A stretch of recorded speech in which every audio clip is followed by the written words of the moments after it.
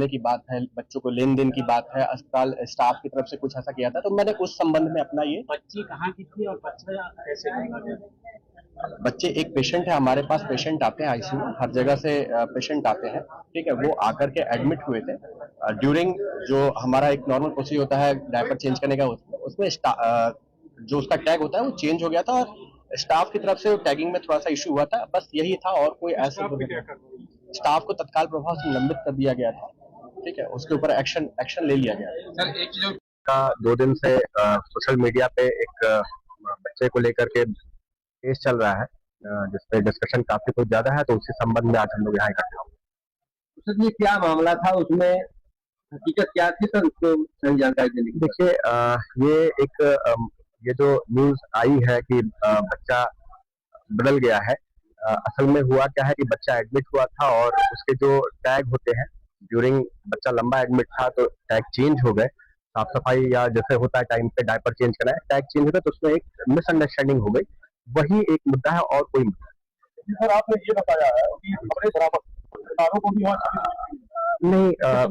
हमारे in sense जैसे उसमें कुछ न्यूज ऐसी आई थी कि बच्चा बदल गया है या फिर कुछ और भी चीजें, जैसे वो हॉस्पिटल में ही था, ठीक है।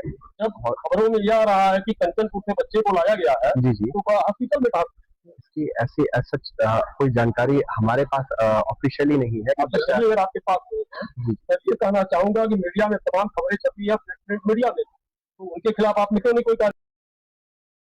जब बच्चे का बाप लड़के को ढूंढ रहा था, उस समय इनोवा में बैठा के उसको ले गया गया और लगभग 12 बजे के बाद उसको लाया गया। वो क्या कहा, उसमें उनके मित्र गए थे साथ में, हमारे पास वीडियो। हाँ, वीडियो है आपके पास। उनके साथ में मनोहर गोयल जी थे, साथ में गए थे, लेकिन उनका कोई उससे मतलब बच्चे को लाने से या उससे कोई संबंध नहीं था। उसके चंद मिनट पहले जो इनोवा आई है, उसके चंद मिनट पहले एक एम्बुलेंस भी आई है जी, जिसमें वो बच्चा वो तो बच्चा एडमिट होने के लिए आया था, ठीक है। एक रूटीन प्रोसेस में एम्बुलेंस आती है, उससे बच्चा आता है, उसको एडमिट करने के लिए आया। ये कॉल मेरा डॉक्टर साहब लोग धरती के भगवान कहे जाते हैं, उनके यहाँ डॉलर की आवश्यकता क्यों पड़ती है? क्या उत्तर प्रदेश सरकार की कार्यशैली पर विश्वास नहीं और उत्तर प्रदेश पुलिस पर भरोसा नहीं है? नहीं, ऐसा कुछ भी नहीं है। पुलिस पे हमें पूरा भरोसा है, उत्तर प्रदेश सरकार में भी पूरा भरोसा है। सारी कानून व्यवस्था में पूरा हमको भरोसा है, लेकिन कभी कभी कुछ चीजें ऐसी हो जाती हैं जिसके लिए एक सुरक्षा की दृष्टि से रखा जाता है और कोई विशेष पर्पज नहीं होता है।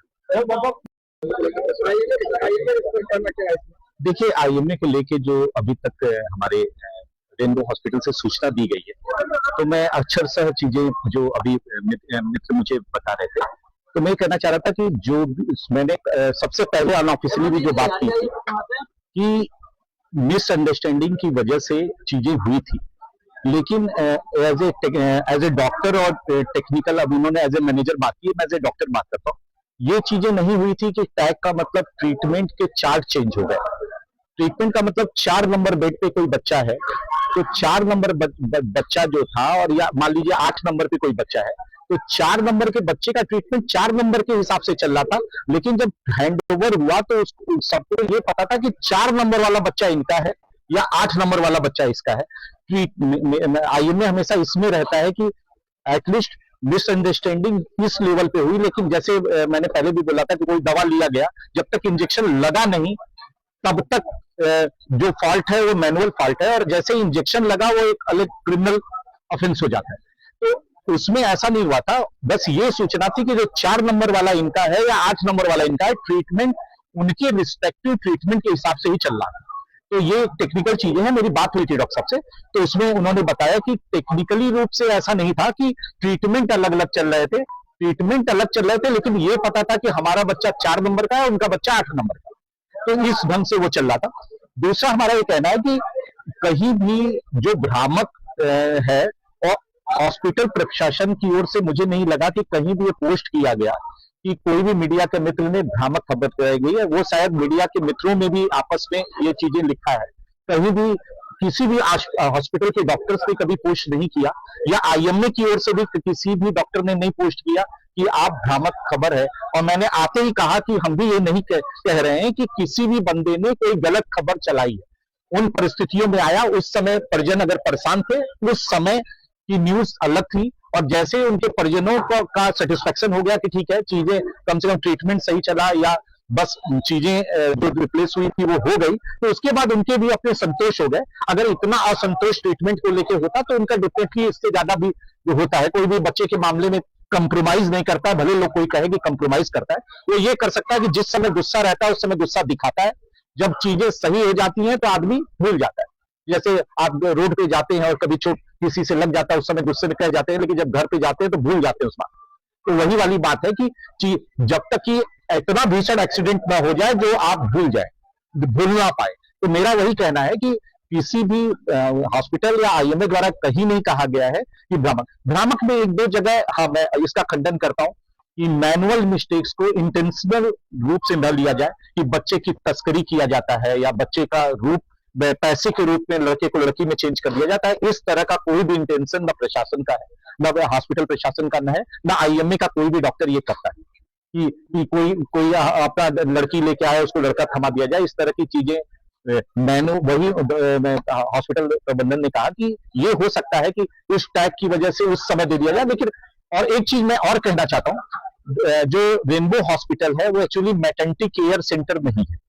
तो मैटरनिटी केयर सेंटर नहीं है तो ये भी नहीं हो सकता कभी कि जो परिजन लेके आए उसको न पता रहे। वो मान लीजिए करौलिया में डिलीवरी हुई या करौलिया से लेके अगर रेनबो तक आएगा तो उसको एग्जैक्टली पता रहेगा कि मेरा बेटा है कि बेटी है। और वो क्या कहते हैं, ये उन इंसिडेंट्स में होता है कि किसी के गायनी सेंटर भी है, पीडिया भी सेंटर है, वहीं से डिलीवरी करके वो एनआईसीयू में चला गया और एक साथ 4-5 डिलीवरी हुई और बच्चा एक्सचेंज हुआ। लेकिन अगर चूंकि हमारी कोई डिलीवरी अतरौलिया में होती है, अतरौलिया से हम लेके आते हैं तो हम श्योर रहते हैं कि हमारा बेटा है या बेटी है। तो ये परिजनों को एकदम क्लियर कट पता रहता है जब किसी पीडिया सेंटर पे जाता है कि मेरा बेटा है और ये चीजें। तो मेरा ये हमेशा मानना है कि ये इस तरह की मिस्टेक में जैसे ही आप अगर देंगे परिजन को, बच्चे को, तुरंत कह देगा कि मेरा बच्चा नहीं है या ये लड़की है, मैं तो लड़का लेके आया था। वो गुस्सा होगा कि ऐसा क्यों दे दिया गया, लेकिन वो तुरंत बता देगा। डिसाइड करने में जी, शाम 6 बजे से रात के 1:30 बज गए, एक बच्चा बदल गया है और बच्चा जी, मैं इसका भी वही कहना चाह रहा था कि जैसे मान लीजिए किसी का भी बच्चा हो, अगर उसको पता है और उसके बाद अगर लड़के की जगह हम लड़की दे दें और वो उसको एक्सेप्ट कर ले तुरंत, लड़के की जगह लड़की को एक्सेप्ट करे या लड़की की जगह लड़के को एक्सेप्ट करे और तुरंत कह दे हाँ मेरा बच्चा है और वो लेके चला जाए, तो अगर मान लीजिए दूसरा आता है और मान लीजिए तो मेरा ये मानना है कि जैसे ये भी एक रेयर इंसिडेंस है कि आपको हम कोई बच्चा दें और आप बच्चे को तुरंत मान ले कि मेरा बच्चा है। वो वैसे नहीं, मैंने तो कहा ही हुआ था, उसके बाद भी मीडिया को कहा गया, मीडिया भ्रामक खबरें चला रहा है। नहीं, मीडिया को किसने, मैं यही बोलना चाह रहा हूँ कि आपके बयान में आया कि नहीं, इस तरह की कोई चीजें नहीं हुई थी। नहीं, इन्होंने जो वाइफ है सर, इन्होंने अच्छा, इस तरह की कोई चीजें नहीं, मीडिया केवल गलत खबरें।